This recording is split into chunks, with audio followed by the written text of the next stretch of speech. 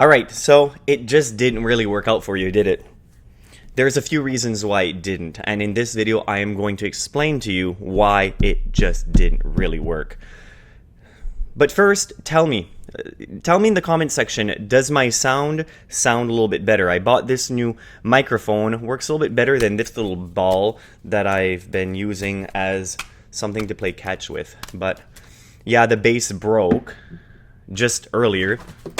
Anyway, let me know if this works better. I have made a video that will be coming out either next week or the week after, really showcasing the difference between this microphone and this one, and what is the difference between, do you really need a more expensive microphone or do you just need acoustic?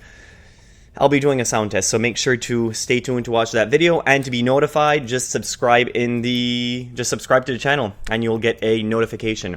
Now this video is more specifically about weather stripping and the self-adhesive weather strip, and why sometimes the self-adhesive just doesn't work when you want to apply it more specifically to doors, not so much windows, but more specifically to doors. This can apply to windows also because of the cold element around the window. If it does get cold, it can affect the self-adhesive part if the self-adhesive is just cheap, bad quality.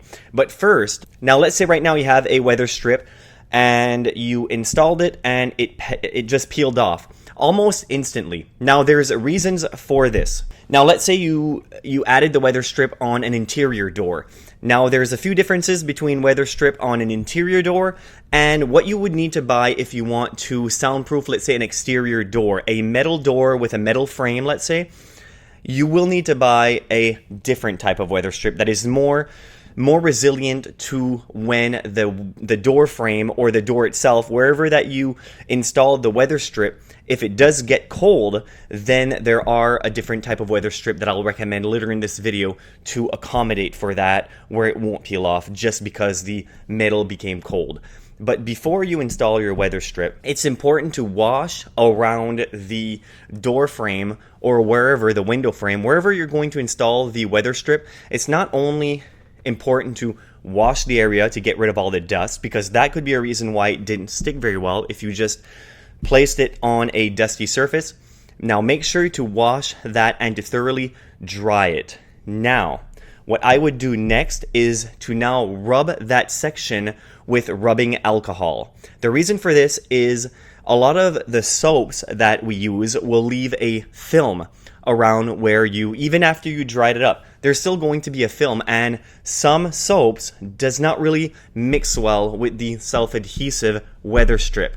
So with this film, when the self-adhesive, it just won't stick very well.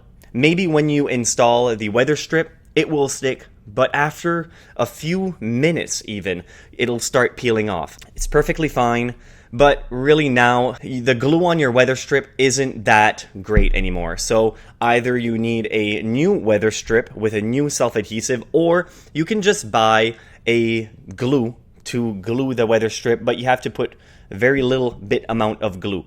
I'll have links in the description below for weather strips for interior door, exterior door, and also a glue that I'll recommend if you just bought weather strip and you just don't really want to buy some more and you need glue.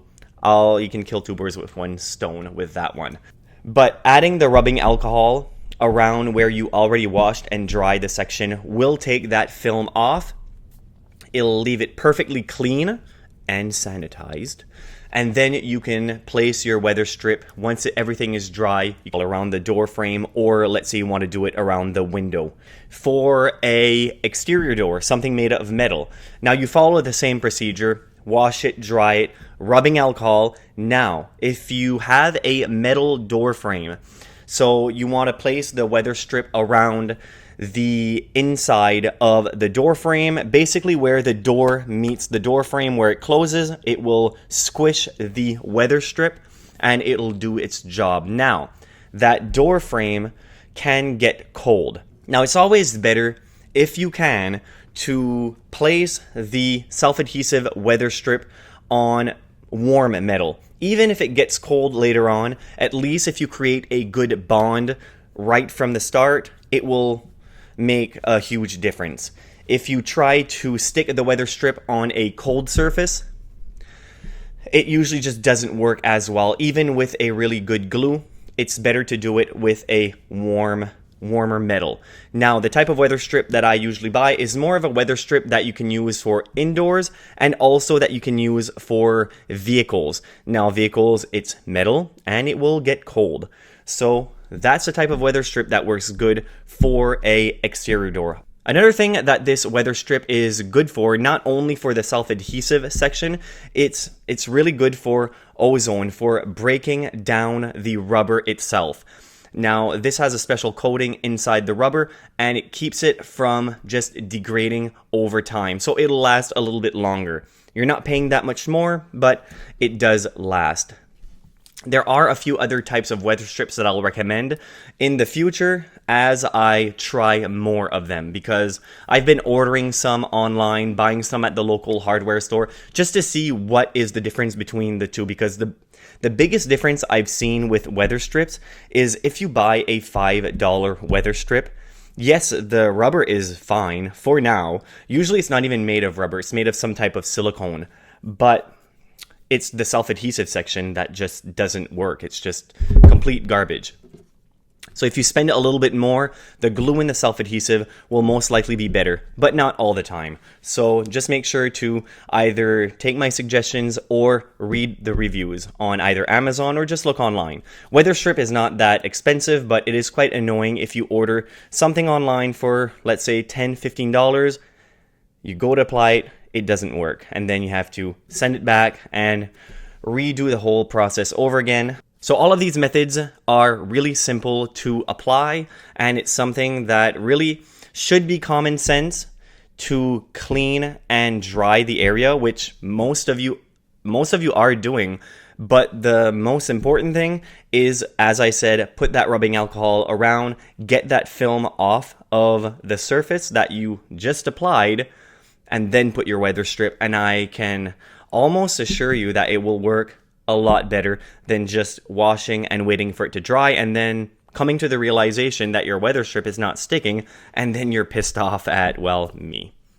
So hopefully you found this video informative, and that because of that, you will leave a like. Just click like. I'd really appreciate it. And also tell me if my sound is better. Thank you very much for watching.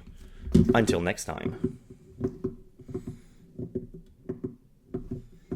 I could use this for baseball. It has a good weight distribution, but I still wouldn't really like to catch it right in the face. That would hurt. That would hurt. Goodbye.